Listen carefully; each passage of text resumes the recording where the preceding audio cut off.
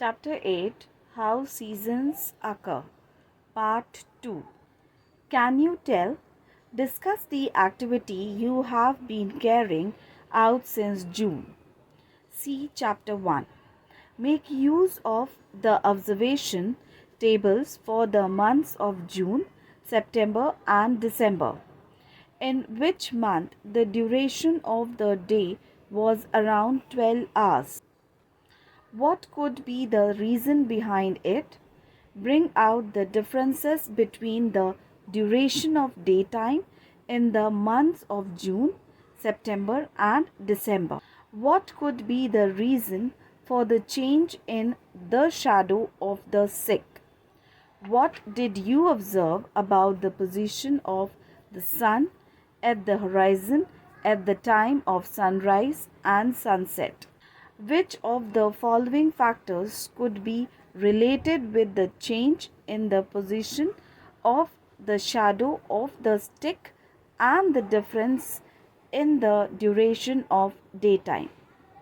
Rotation of the earth, distance between the earth and the sun, revolution of the earth, the axis of the earth. You must have noticed the longest day, the shortest day, and the days with the same duration of day and night time with the help of the observations in the months of June, September, and December. Generally, the dates are the same every year. With the help of the shadow experiment, you must have noted the change in the position of sunrise.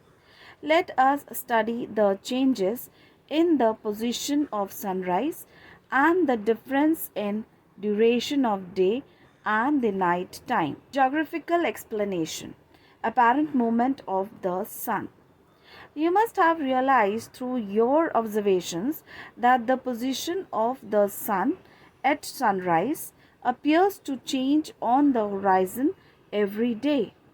Its position appears to move towards the north or south in the course of a year. However, in reality, the sun does not move anywhere.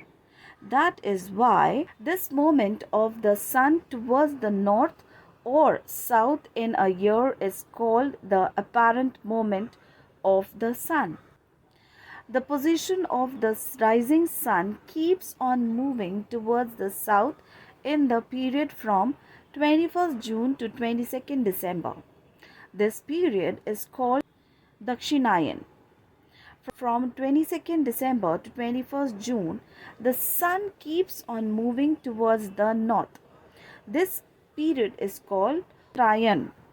The revolution of the earth around the sun and the tidal axis of the earth are the two factors responsible for the apparent movement of the sun. Seasons occur only with reference to the northern and the southern hemisphere. Think about it. In which direction will the location of sunrise and sunset appear to move after 22nd of December?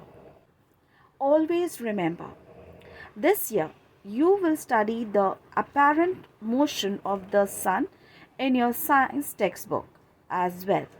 In that book, the sun's east-west motion from sunrise to sunset, that is, its diurnal apparent motion is also considered. In geography, we consider the apparent north-south movement of the sun. In both the motions, the sun only appears to move and does not actually move. The diurnal apparent movement of the sun is related to the rotation of the earth, whereas its annual apparent movement is related to the revolution of the earth and the tilt of the earth's axis. Observe figure 8.1 carefully and answer. How is the northern hemisphere in which you live positioned relative to the sun on the dates given in the figure? Which season will you experience in the northern hemisphere around 22nd December? What would be the season in the northern hemisphere around 21st June? If it is winter in the northern hemisphere, which season will it be in the opposite hemisphere? At any given point of time, why are the seasons in the northern and southern hemispheres different? Perihelion and ephelion positions of the earth. The path of the revolution of the earth around the sun is elliptical. The sun is at one of the two centers of the ellipse. The sun does not change its position as the earth moves in an ellipse. Its distance from the sun does not remain the same. It is at its minimum distance in the first week of January. This is called the perihelion position of the earth. In this position, the southern end of the axis is towards the sun. As against this, in the first week of July, the earth is at the farthest point from the sun. This is called the ephelion position. In this position, the northern end of the axis is towards the sun. With the help of figure 8.1, which shows the position of the earth in relation to the sun, you can guess which season prevails in which hemisphere. Seasons occur due to the revolution of the earth as well as due to the tilt of its axis of rotation. Do you know?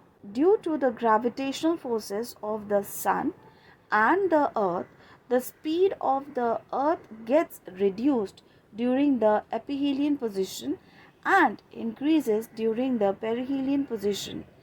As the difference in this distance of the earth in both these positions is not very great, it does not have any effect on the seasons.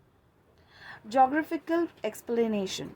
As the earth revolves around the sun, the equator receives perpendicular rays on 2 days in a year. This condition occurs on 21st March and 23rd December. On these days, both the poles are at the same distance from the sun.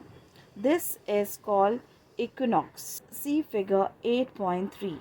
The illuminated and dark portions of all the parallels, including the equator, are shown in figure 8.3. In the figure, the circle of illumination divides all the parallels from the North Pole to the South Pole equally. Everywhere on earth, night time and daytime are of equal duration. This condition is called equinox. On equinox, the sun's rays are perpendicular on the equator. In this condition, the circle of illumination coincides with the great circle defined by two opposite meridians. In the northern hemisphere, spring prevails from 21st March to 21st June, while autumn prevails from 23rd September to 22nd December. The southern hemisphere has the opposite seasons during these periods.